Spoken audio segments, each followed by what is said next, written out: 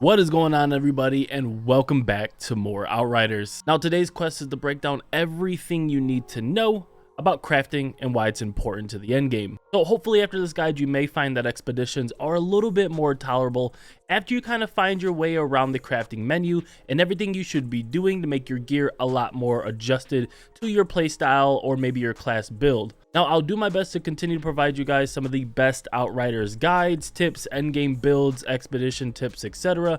So if you don't want to miss out on that, because obviously I don't want you guys to miss out on that, all you got to do is tap that subscribe button below, become a subscriber, and then that way you get notifications whenever the next video comes out. With that being so, if you just joined and became a subscriber, thank you so much for doing so. I'll try not to let you down. And besides that, let's go ahead and try to get into today's video. All right, so without a doubt, crafting is one of the most important aspects in Outriders that many players are extremely overlooking. The only time it becomes apparent is when you reach endgame like I did and start to notice, hey, shit is getting real and I really need to have better stats, whether that be from gear or a new class build. Either way, crafting is very important to understand so you can apply it to your gear correctly as you make your way to endgame and start to take on some of those tough challenges that reward the best loot. Now, for starters, in order to start crafting, you need to talk to Dr. Abraham Zahidi in order to access the crafting menu, where you'll be able to spend resources such as leather, titanium, iron, anomaly shards, and more to upgrade and craft new gear. Now, Zahidi does not become available until you have completed the quest reunion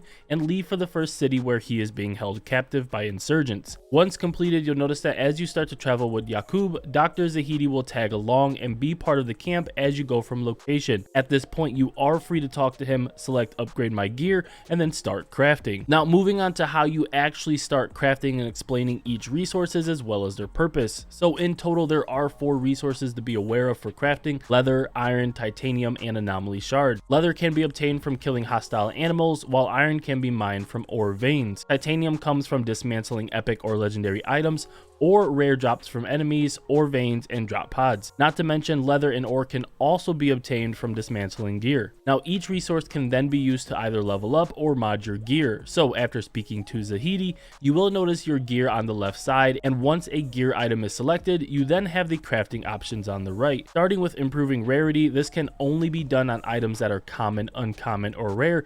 Therefore, if you have an epic or legendary gear piece, those cannot have their rarity increased. Honestly, from my personal opinion, some other people may suggest otherwise. Increasing rarity honestly isn't that important. Your main goal when you play Outriders is to get to the end game, get to the expeditions, and then you're going to be seeing a lot more epics and hopefully a lot more legendaries, definitely a lot more epics as you start to play. So making that rare become an epic, just in my honest opinion, isn't worth wasting a lot of your resources on. Not to mention, as you play the game more, you're going to be replacing gear constantly, so you don't want to upgrade that gear or make it a higher rarity just to fight the next boss or the next mob, and then a better gear drops and you've wasted all your resources. So again, in my personal opinion, I would stay away from increasing rarity if you can. Next is raise attributes, where you can increase the attributes of each gear piece up to 6 times using shards. Remember that these shards are obtained from dismantling gear with the same attributes.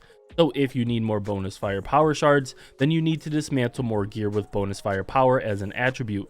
If you're unsure of what your shard inventory looks like, you can hover over the shard's name at the bottom of the screen and a list of all the shards you have so far will appear.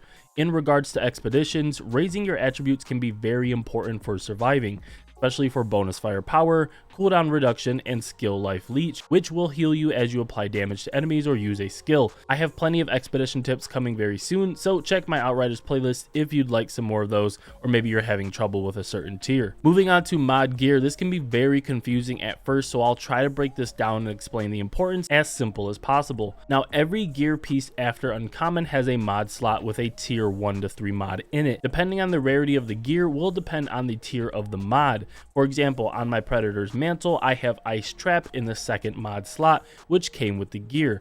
Now, when crafting, you can change either the 1st or 2nd mod with any tier 1 through 3 mod that you have unlocked. Therefore, if you find some new gear and it's way better than what you have in terms of stats, you could go to Zahidi and change the mod if it's one that doesn't help. For example, sometimes you may find a gear piece that boosts a skill you're not using. You can then change it to boost a different one. Now, in order to unlock more mods, you simply need to dismantle gear, and the mods for those gear pieces will then be unlocked. Now, tier 2 mods are from epic gear, while tier 3 is from legendary gear whenever you dismantle those. When applying the mod, it will cost leather for armor and iron for weapons, but for the most part, the price is very low, allowing you to craft your armor a lot more in the end game. When selecting a mod, you can also tell if you already have that mod equipped on a separate gear piece, as there will be a red symbol next to it.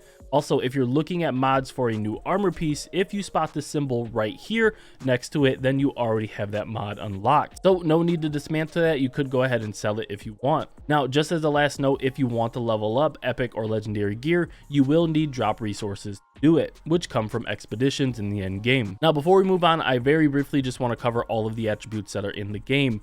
Armor Pierce, that lowers damage reduction caused by enemies' armor value. Critical damage, which raises the damage done by successful critical hits. Weapon Leech, which heals you for a percentage of damage dealt by a weapon. And then Skill Leech, which heals you for a percentage of damage dealt by a skill. Healing received increases the amount of health restored throughout direct healing. Close range damage increases weapon damage at close range. And then of course, long range damage is self-explanatory. Bonus firepower increases your weapon damage. Anomaly power increases your skill damage. Max health increases your health value. Full reduction decreases the cooldowns on your skills, and then status power increases the effectiveness of your status effects. So those are going to be things like burn, bleed, toxic, ash, freeze, vulnerable, etc. It's going to increase the effectiveness of those. Moving on to weapons, which allows you to swap weapon variants, which can be very useful for some players who may prefer, for example, a full auto submachine gun versus a 3-round burst machine gun. So mostly all weapons have multiple variants that you can then change when selecting the weapon from the crafting menu. So if you happen to find a better weapon than yours, but it's sadly a variant you don't want, all you have to do is go to Zahedi, and then you can go ahead and change that variant. Now lastly, why should you craft more, especially during the expeditions? Now, I'll be the first to admit that I underestimated the importance in crafting until the end game, when I started doing expeditions and realized that most of the buffs being applied to me mattered very little based on my build and my skills selected. Therefore, I highly suggest that anytime you get a new gear piece, once you reach expeditions, that you immediately go and craft it up with some mods and raise some of the attributes. I found it way easier to just keep the gear piece I replaced it with in my inventory to see what mods I previously had equipped. So there we have it, everything you need to know about crafting in Outriders. Hopefully you guys found this video helpful, and if so, leave a like below. In the comments below, if you have any further questions or suggestions for crafting, just go ahead and let us know and put those in the comments. As always, I'll do my very best to bring you guys more Outriders content, guides, endgame builds, farming methods, and more soon, so don't forget to subscribe if you haven't yet. My name is Silverback, our quest is complete, and I'll see you next time. Peace.